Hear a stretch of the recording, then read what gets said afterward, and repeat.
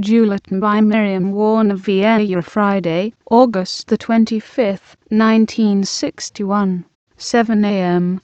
Like every morning, the first thing I do is open my window, scan the sky through the branches of the mango tree, and watch the household getting up. It is hot, and the flies are already buzzing around. I am sweating. Last night I fell asleep before the visitors left. I did not get the chance to shower. So, this morning I hurry to the shower, so I can get there first. The water is cool on my skin, like a gentle caress. It is a good feeling. I forget about myself. I am lulled into sleep. I dream about streams and waterfalls. I am back in my island, a child again, on the banks of a clear running stream. I wade in, my weariness dissolves in the cool water. The heart swells with happiness. This is the first time, since I have been here, that I have thought about my homeland. Usually the memories that come back to me are of my life in France. I am snatched from my reverie and brought abruptly back to the present by someone hammering on the door, uttering the usual pleasantries. The word mad recurs like a leitmotif. I open the door with the water still running. Mamadou is staring at me, suddenly silent, visibly startled and fascinated. My body is still beautiful and desirable. I fill my mouth with water, spit it in his face and close the door. Today, he will have to be satisfied with washing his face the way a cat does. I have made up my mind to stay in the shower until he leaves the house. He will not dare to evict me forcibly. I come out as soon as I hear his car driving off. As I walk across the yard, Arwa looks at me. I stop and look her in the eye. She lowers her eyes and mumbles, no doubt something about my madness getting worse. Back in my room, I throw myself across my bed. Mamadou's eyes have reawakened in my memory moments of tenderness which I thought I had forgotten forever. Goodbye to peace and quiet. Once again here I am, filled with passionate longing. I am warm, despite the shower. I am perspiring. My heart beats faster and faster. I am in agony. My whole body trembles. I shatter into thousands of tiny pieces. My spirit is deeply troubled, and I am painfully aware of my loneliness. I want to die. No, I must not die. And you would be too happy to see me dead, and she is the last person I want to please. As for Mamadou, my death would relieve him of the burden. I am on his conscience. 9:30 a.m. After an hour spent daydreaming, I come back to the concrete reality of my diary. Friend and confidant. Thanks to my diary, I discover that my life is not in pieces, that it had only been coiled deep down inside of me, and now comes back in huge raging waves, to jog my memory. For years I had wavered between abject depression and raging despair with no one to turn to. It had never occurred to me that putting down my anguish on a blank page could help me to analyze it, to control it and finally, perhaps to bear it, or reject it once and for all. The day after I woke up in the hospital, after the doctor had been to see me, a nurse came for me. She took me from the but where I had been alone to a room in the main building. There were 2 beds. In one, a young woman, who stared at me apparently without seeing me, said good morning as I came in.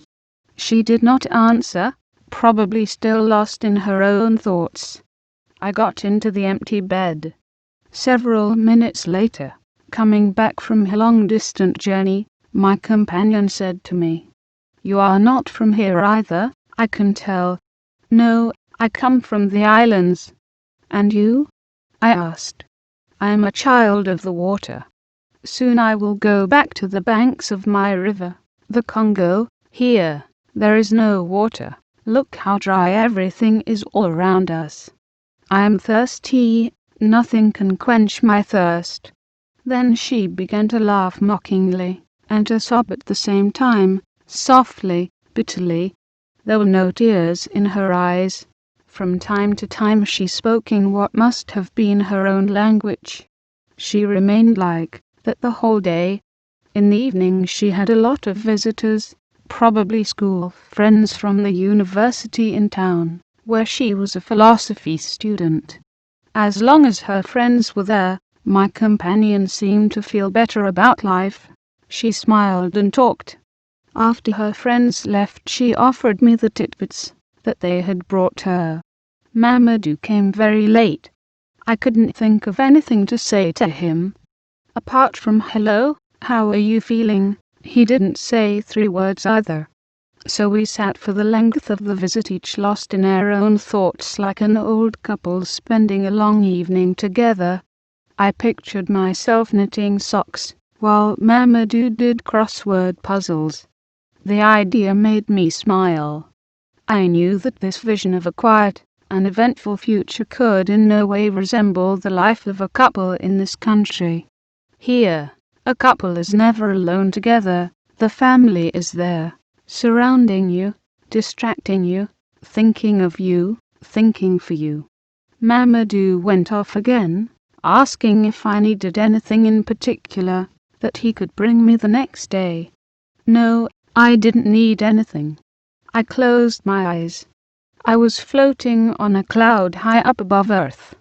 The injections probably had a lot to do with my state of tranquil indifference. I fell asleep lulled by my neighbor's deep snoring.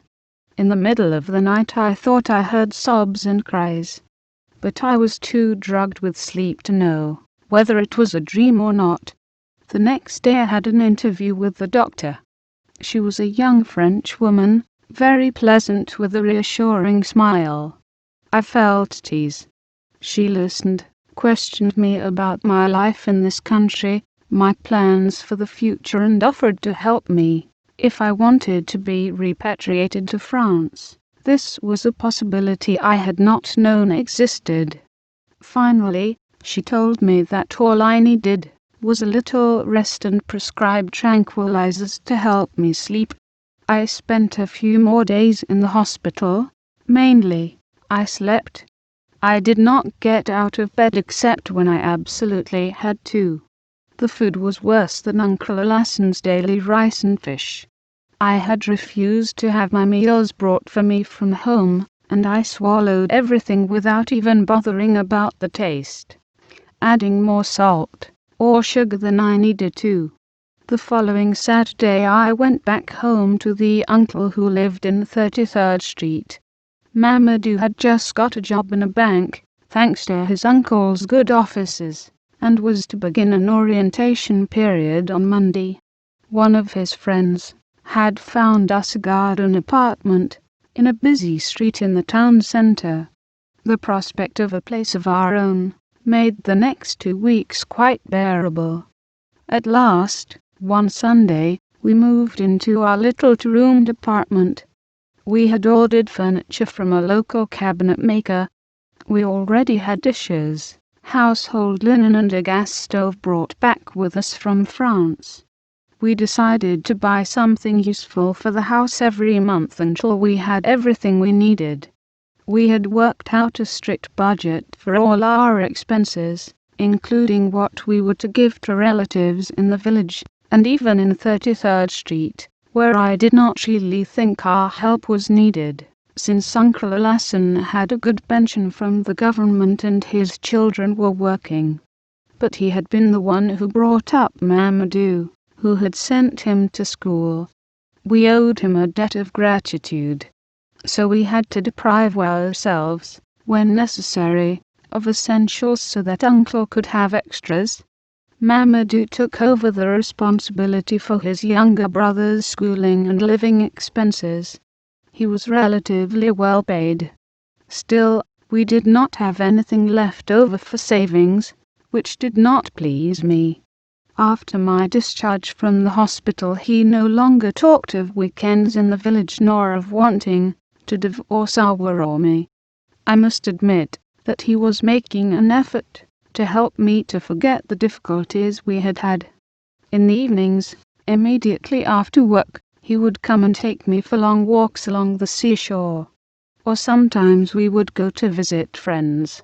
He tried not to have conversations in its native language, which I still did not understand, and patiently tutored me in the ways and customs of his tribe. I too tried to learn to talk with the aunts and girl cousins who did not understand French. I thought, at this stage, that my troubles were over. I became my old self again, confident, trusting, kind, good-natured. Then 3 months later we had a very happy event. It was the day I went to see the doctor, because I was not feeling well. He gave me the news that I would be a mother in 6 months, if all went well. I had never before had even the slightest false alarm. Knowing that I was to be a mother changed my whole way of looking at things. My main preoccupation was to prepare for the coming of the baby. Nothing else mattered for me anymore. Mamadou had never been so attentive. He watched over my diet, urging me to eat more and more, under the pretext that I was eating for two. He confessed that one of the reasons why he had not wanted to divorce his first wife was the fear that I might not have been able to give him children. For him, having children was the greatest blessing in a marriage. During this period we were very happy in our life together, full of affection for each other. This lasted for 2 months. For me, the only cloud on our happiness continued to be the numerous visits from aunts, uncles, cousins, on all sides. They never left before meal time. In fact, quite the opposite. They would often arrive just in time to sit down to eat. Since I did not feel like preparing rice and fancy African sauces every day, I was obliged to perform clever feats to feed these visitors. Moreover, more often than not we had to give them money for the taxi home. Sometimes we were asked for a loan to solve a problem which was always urgent. This loan, of course, was never repaid. Still, everything was working out for the best in the best of all worlds on this radiant April morning.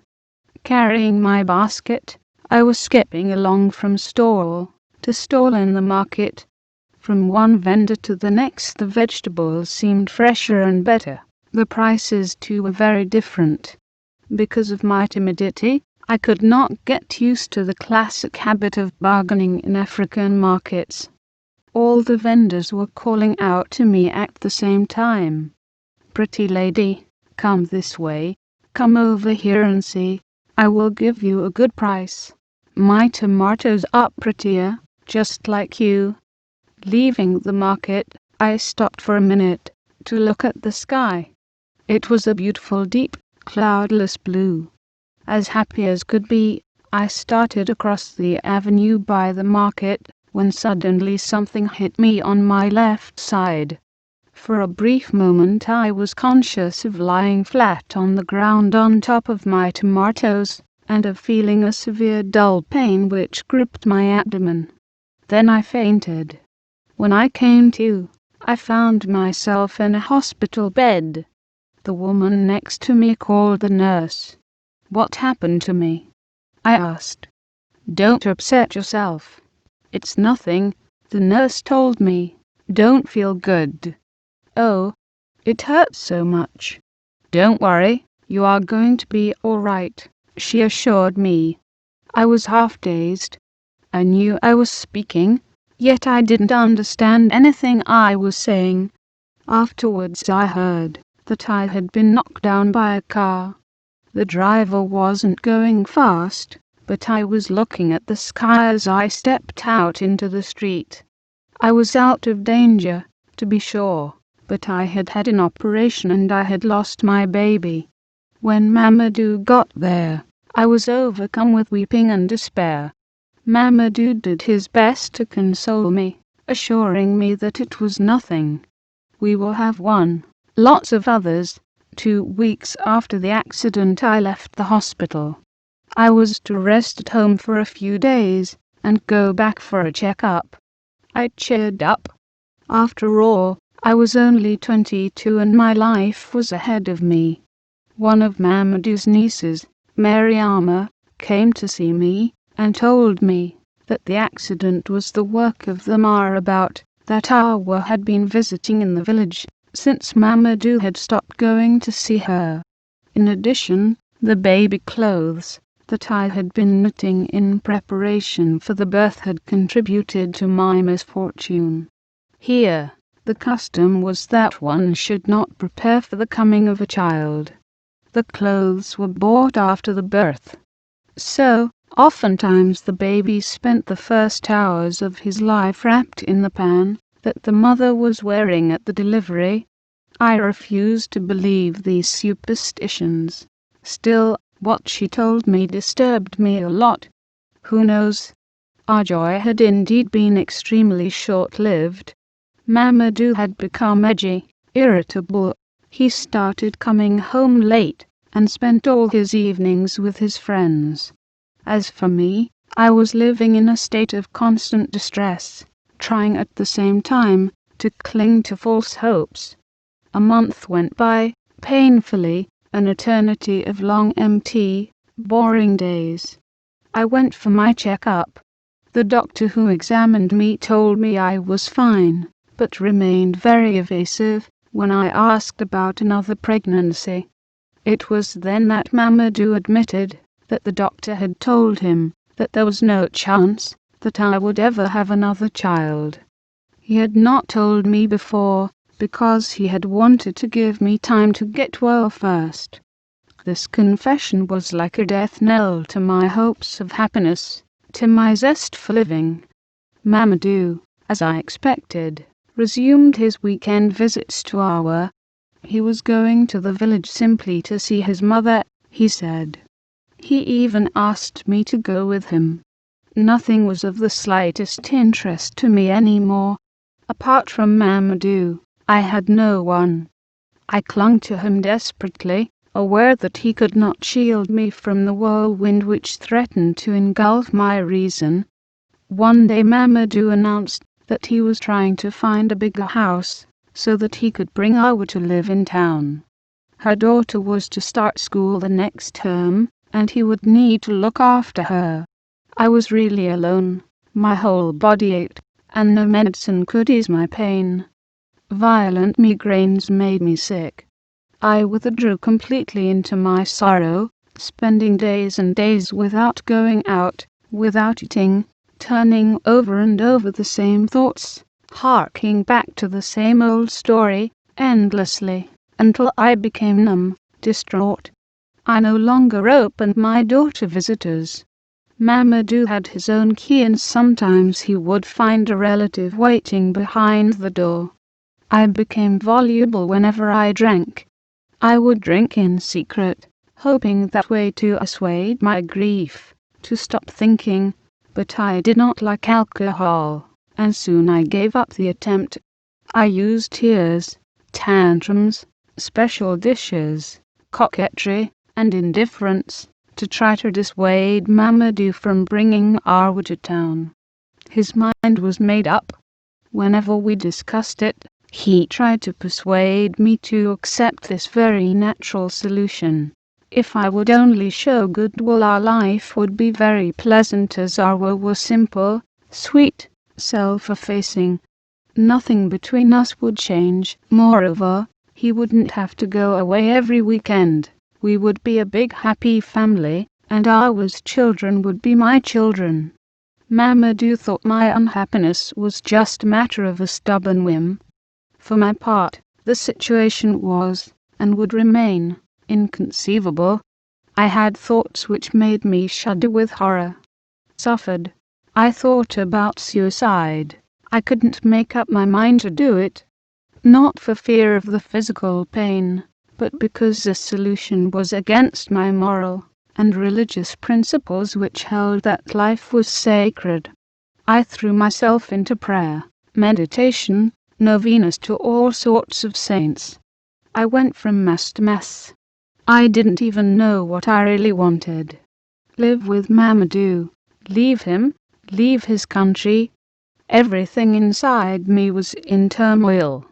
The one thing that was real, this suffering which I could not understand, unbalanced my mind, gave everything I put to my lips the taste of earth, and made my stomach turn over like a ploughed field. The day of Vieyra's arrival, her sisters, cousins, friends, came with her from the village. They had rented a bus, and even brought a drummer. Apparently indifferent, suffered at this festivity, clenching my teeth to keep from screaming. We moved into our present house first, since Mamadou could not afford to pay 2 sets of rental.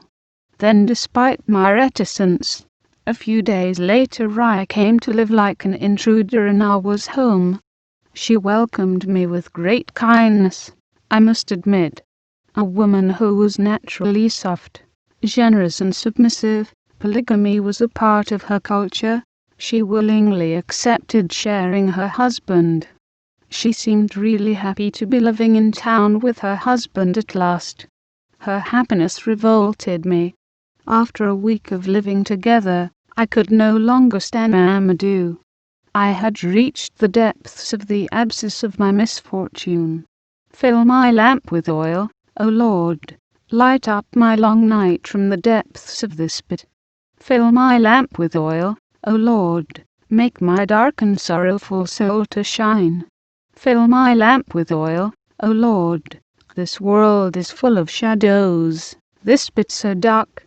Fill my lamp with oil, O Lord. From my heart full of bitterness banish the darkness. I rambled, begged, and bombarded the Eternal One with ardent prayers. I decided I would no longer share Mamadou's bed, and I moved into my present room, which had originally been for the children. I cut off all my hair and put on mourning clothes. It was a way of finally crushing any hope that was still left within me. Mamadou thought that I had really lost my mind. I did nothing to dissuade him. For the first time, he offered to let me leave. It was too late. The whole world was like a barren, hostile desert, and I was struggling in the depths of an abyss, alone, defenseless. My fingers were plunged in a thick mud which stuck to my clothing, my skin. I spent hours, even the entire day and sometimes the whole night, under the shower, soaping myself, but I could not get rid of it. Mamadou took me to a psychiatrist, and I had an electroencephalogram. The doctor, a man this time, apparently understood nothing of my problem. He talked mainly with Mamadou, prescribed medication, rest, quiet, and a nutritious diet. I had lost so much weight that my clothes were floating about me, like everything else around me. I no longer saw anyone else. The only thing that mattered was my pain. I molded it and shaped it with the clay from the pit into which my sorrow had cast me. I no longer took part in any activity outside of my room. I no longer went out. I was becoming like a vegetable. Arwa was the real mistress of the house. I could find no fault with her. When she came home from the hospital after the birth of her baby son Helene, she came to see me and told me, "Take him, he is yours." I was touched that she should entrust me with her baby. Nevertheless, I could feel her deep anxiety, for I could read in her eyes her fear as to what my reaction would be. Yet, to please me, she could transcend her fear. She did everything to make me feel comfortable, genuinely surprised at my behavior, not understanding my refusal to have my husband in my bed on the 3 days which were mine by right. The day of Helene's baptism, She insisted that I should stay in the yard with her friends. Not one of them spoke French.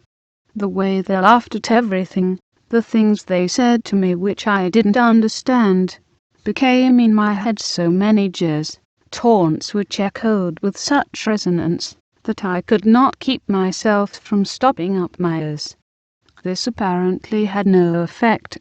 Mamadou strutted majestically, moving from one group to another. He was wearing a magnificent white bamboo, richly embroidered, and immaculate white slippers. He was handsome, a handsome monster, selfish, proud on his day of glory. His virility confirmed, his line assured, he was baptizing his first son. It was to experience this moment that he had sacrificed me. He shook hands warmly with the women seated next to me, and spoke to them amicably. He took my hand, mechanically, without even gracing me with a look. Had I become a zombie? He no longer saw me. As the hours went by, I felt myself melting away, like ice in the sun. About midday I felt as if I was as small as an ant. I looked at the people who surrounded me. They were frightful giants, with monstrous faces. A woman got up, began to laugh, her mouth wide open. She had 2 gold teeth. To me they were 2 fangs shining in the mouth of a sphinx. I felt afraid. I got up staggering, and with great difficulty made my way to my room. I could not leave my bed for the rest of the day. As soon as I tried to get up, my head began to spin in a whirl. Awa, visibly distressed, came once or twice to see how I was feeling. As for Mamadou, he did not budge. I knew exactly why I was hurting at that moment. Mamadou's happiness made me sad. If I had had the child he wanted so much, our life would have been quite different. I felt like crying. I was weeping inside, without shedding a tear. I was weeping for my loneliness in the midst of all this celebration. I was weeping over Mamadou, so happy, who, in this moment of joy, was not thinking of the pain that he was causing me, and which he would pay for one day. To get revenge, I imagined him dead, nothing but a fine stinking corpse, on which I spat. This image made me burst out laughing, a ridiculous, demented laugh which left me breathless. Then my tears flowed, and I fell asleep calmed. Mamadou is at home less and less. From time to time he comes to see how I am. I always receive him in the same way, since he brought Vieyra here. He talks to himself. I never answer any of his questions. After independence, a fellow countrywoman, a social worker, who heard about my difficulties in adapting to life in the country, came to see me to offer to have me repatriated to France. She came back again, but I refused to see her, rightly or wrongly. I can't see what I would go back to Paris to do. I have no desires, no family, no really close friends. I have become accustomed to my vegetable life. I wonder, if I had to leave this house, how I would go about resuming normal life and healthy relationships with other people. Vieyra's malice and hatred and Mamadou's cowardice are a part of the normal cycle of my life, and that makes no difference to me. I married Mamadou for better or for worse. In spite of my initial reaction, which was to leave him, he is all the family I have, so I accept this worse. I am no longer the woman in his life. Was I ever? Is there a woman who really matters to him? Awa is the mother of his children, and Vieyra his partner in debauchery. How does he feel about me now? He puts up with me. I am the family scourge, the leper whom they hide and feed for love of Allah, the stranger whom Mamadou made the mistake of bringing home. The family, never having adopted me, did not need to reject me. Aunt Katie alone comes, to greet me when she comes to the house. The others ignore me. They have apparently accepted Vieyra without reservation. She is a daughter of their country, so worthy of their son. Yet, according to our Vieyra, a flighty girl, had already had a husband and countless love affairs. Mamadou was just one among the many lovers. He married her purely out of vanity, because she was much sought after. It seems Mamadou borrowed a considerable sum of money to meet the expenses occasioned by his marriage to Vieyra.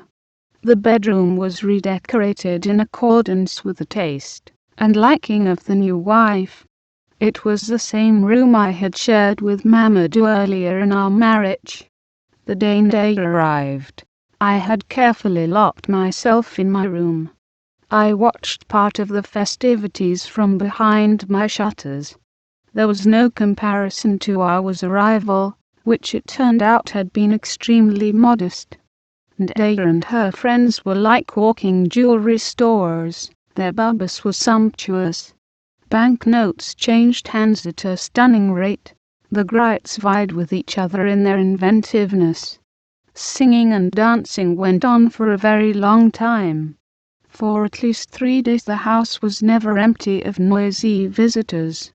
About a week later, our first encounter as co-wives, or at least as co-occupants of the same house, took place, witnessed by Awa.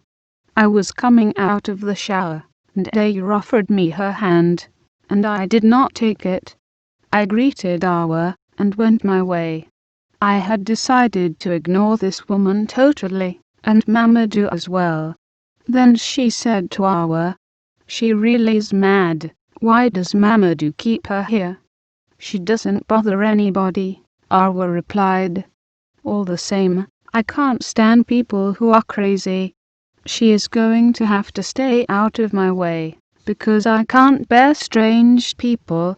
If you don't look at her, she won't look at you either," said Awa, walking away to put an end to the discussion.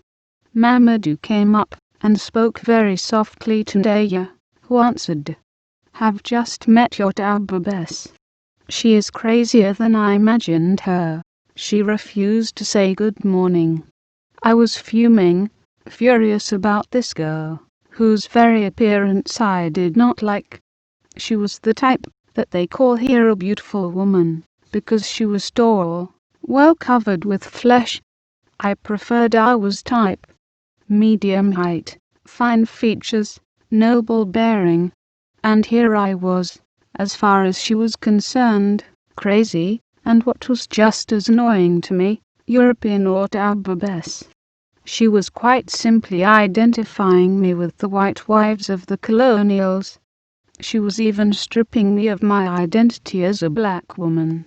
My forefathers had paid dearly for my right to be black, spilling their blood and giving their sweat in hopeless revolts, to enrich the soil of the Americas, so that I might be born free and proud to be black. In France, I had never been offended when people referred to my color. I remember I always accepted proudly the fact that I was different, all the more so as very often I had heard people say as I passed, "She is a pretty black woman," or "the little black girl is adorable." Then, I would never have imagined that on African soil I would have been called a white woman. This insult wounded me deeply, and increased my antagonism towards Vieyra. I knew that from that day on I would feel nothing but contempt and resentment towards her. Mamadou, as always, said nothing and moved away. I was at the window in my room. For the first time Vieyra looked at me cruelly, and followed Mamadou towards the living room. Helene regretted that she had not been more insistent about looking after this young compatriot who had been in trouble. It was Dr. Monrave, a French psychiatrist, who had spoken to her about her, knowing she was from the islands. On her second visit, Mamadou's young wife had refused to see her, and had locked herself in her room. Really overworked, She had not gone back there, and had forgotten about her. About 4 years later, a colleague, the social worker at the psychiatric hospital, had spoken to her again about this woman who was back in hospital for quite a long stay. Her colleague had asked her to try to find someone from the young woman's family when she went home to the islands on vacation. Helene had indeed met a great-aunt and some cousins, but they had had no news of Mamadou's wife since she had left the island as a child. Of course, they did not envisage taking on the responsibility of an unknown relative, one who was ill besides. Helene found it difficult to judge them. She was asking them to take on a big responsibility. Helene poured herself another scotch, lit another cigarette. It was already 2 o'clock. She was not sleepy, and she was not working the following day, so she could spend the night in any way she wanted. Something else which it would be hard for her to do after her marriage. She wondered, deep down, why she had decided to get married after so many years. She did not find it difficult to be alone. When she was very young, she had always been surrounded by her many brothers and her sister Rosette. Since she had left her island to further her studies, she had lived alone, and saw only the advantages in her present lifestyle. Her friends thought her good company.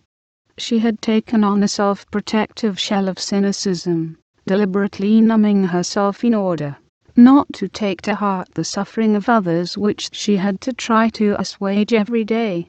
This young compatriot's story reminded her of a case she had followed the year before. A woman recently married. The husband immigrates to France to work.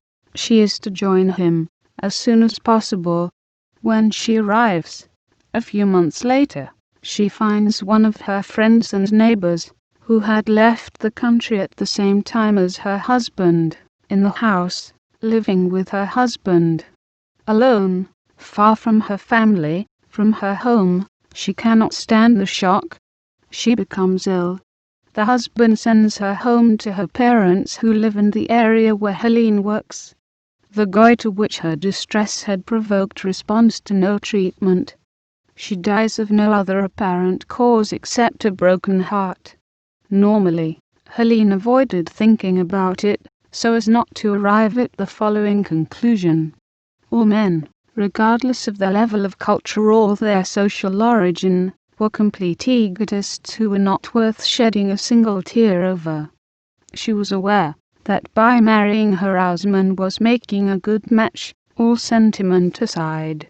She earned 4 or 5 times more than he did, because of her expatriate contract, had a little apartment in Paris, a summer house in the islands built next to her family home, which her sister Rosette, who had been widowed prematurely, occupied with her 4 children. Of Helene's 10 brothers, the 2 eldest had been killed in France in the Second World War. There was no sign of 3 others who had left to work abroad. 5 had stayed on the land, and were cane farmers on the family property. They had married girls from the village, and had raised large families of children whom Helene could not tell apart. Whenever she went on holiday, she took a suitcase full of toys and clothes of all different sizes. In their eyes she was the pretty career woman, the aunt that they all waited impatiently for on each trip. Helene regularly sent every month money to her father and her sister, with a short letter, always promising a longer one next time. In fact, in spite of the affection she felt for them, once they had exchanged news about the weather and their health, Helene did not know what else to write about. Her life was so different from theirs.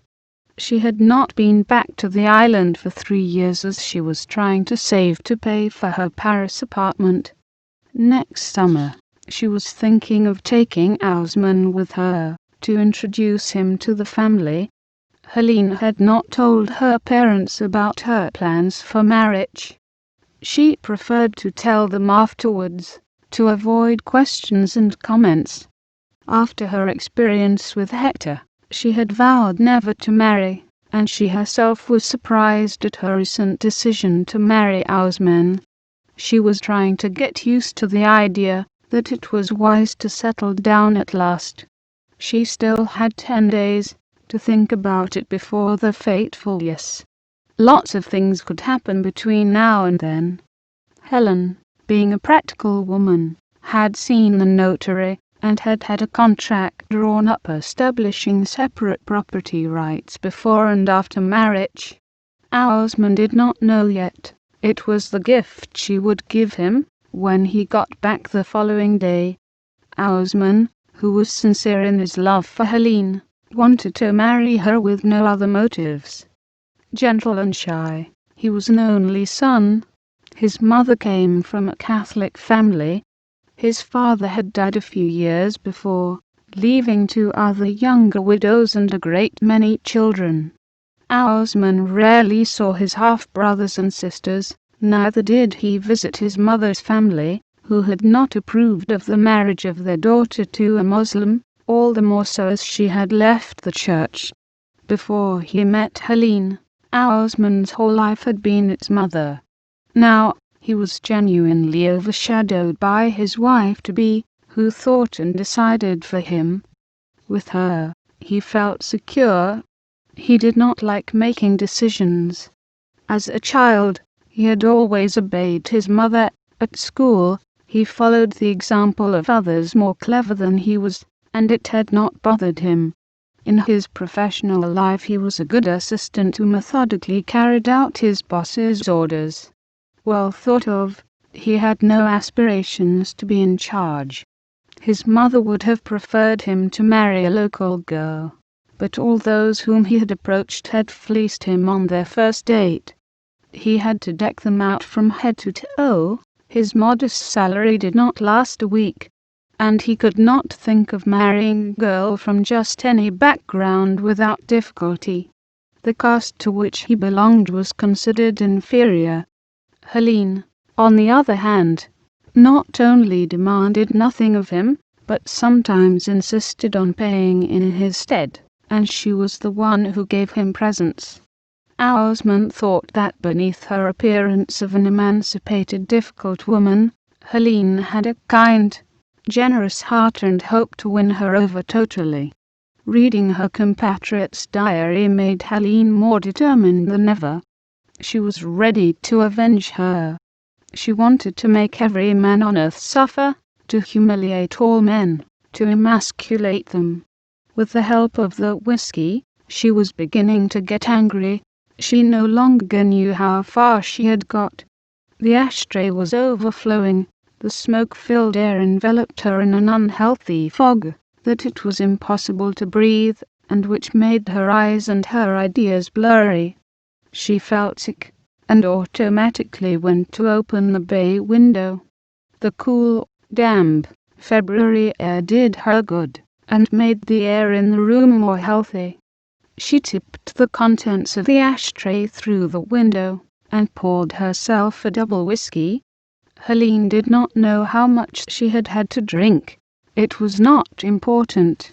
It was good to be a little drunk. Since she had started going out with Ausman, in fact, she had thought herself always too clear-headed, because he did not smoke, and only drank Coca-Cola. Helene had cut down on her excessive consumption of alcohol and cigarettes. Ausman had not asked her to, but, once, he said to her very gently, "I don't think tobacco and alcohol are good for one's health." Helene got up again, and put on a record. It was a singer from home. He sang about love and the beautiful girls from the islands, with a touch of humour typical of her homeland. Helene smiled and went back to her story.